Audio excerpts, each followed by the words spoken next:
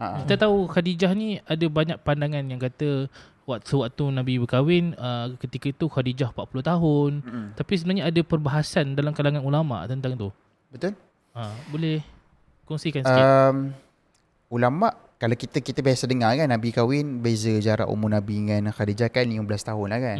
Yang kita pegang, yang kita belajar selama ni. Nabi umur 25, Khadijah umur 40. Tapi ada satu pandangan yang menarik, saya lupa daripada siapa. Seingat saya daripada Ibnu Mas'ud ke Ibnu Abbas, tak ingat. Yang dia kata Nabi berkahwin dengan Khadijah pada ketika itu umur Khadijah 28. Maksudnya tak jauh beza umur. 25-28. Dekat. Yang kita diceritakan lain. Yang kita biasa dengarkan 25-40 kan.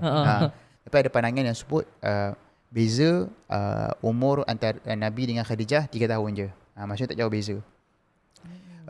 Tapi macam mana nak cerita Wan dengan Izzat nak cerita kenapa pandangan, kalau kita ambil pandangan 40 pun dia tak jadi masalah. Sebab kita kena faham tu benda tau.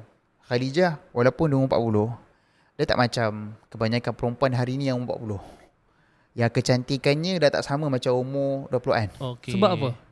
Sebab Khadijah ni antara satu fakta yang menarik nak kongsi dengan Izzat dengan Wan. Khadijah ni, sebab tu nak kata nama satu-satu orang tu pun ataupun gelaran satu-satu orang tu pun memang terkait dengan dia punya peribadi dan karakter dia. Sebab Khadijah ni, even maksud Khadijah datang pada kalimah Khadijah. Khadijah itu maksudnya adalah sesuatu yang akan selalu menurun.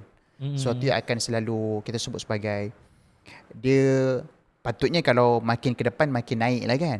Tapi Khadijah tu maksudnya adalah sesuatu yang dia akan semakin menurun. Semakin ke depan semakin menurun. Nak gambarkan apa keterkaitan dengan Khadijah.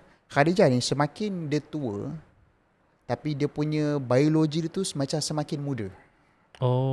Sebab tu ada ulama' kata kalau pegang umur 40 pun tak ada masalah. Sebab kecantikan dengan Khadijah macam perempuan umur 25-28. Okay. Dan kenapa Khadijah pada ketika itu menjadi rebutan? Sebab kalau kita kata panggil apa, Miss World kot kalau macam ada anugerah perempuan paling cantik kan, Khadijah memang perempuan paling cantik pada ketika itu. Tak ada perempuan yang lebih cantik menandingi Khadijah. Sebab tu kalau selama ni kan kita melihat perkahwinan, kalau macam selalu orang macam melihat cerita yang penuh romantis ni, orang lihat Ali dengan Fatimah. Tapi actually bagi saya berpegang perkahwinan of the year, of the decade pada ketika itu perkahwinan Nabi dengan Khadijah. Dua orang yang paling cantik paras rupa, dua orang yang paling baik akhlak, dua orang yang paling diangkat dalam masyarakat, akhirnya bersatu. Gitu. So saya lah, kalau tanya saya lah, Wan dengan juga Izzat, saya secara peribadi saya pegang pandangan Khadijah masa kahwin dengan Nabi umur 28. So beza jarak 3 tahun je. Tapi untuk siapa yang pegang umur 40, tak ada masalah pun. Dia bukanlah maksudnya kita telah bersikap tak wajar daripada Khadijah. Tak. Sebab even kalau kita pegang umur 40 pun, kita kena faham tu benda. Khadijah umur 40, dia tak sama macam perempuan lain umur 40. Dia punya kecantikan tu macam perempuan umur 25, 28. Maksudnya kita panggil dekat peak lah. Dia dekat peak dia punya kecantikan pada ketika masa kahwin dengan Nabi. Lepas tu Khadijah tu sebelum kahwin dengan Nabi ramai je orang lama dia. Tapi semua dia reject. Sebab cerita pasal perkahwinan Khadijah dengan Nabi dia pun menarik juga.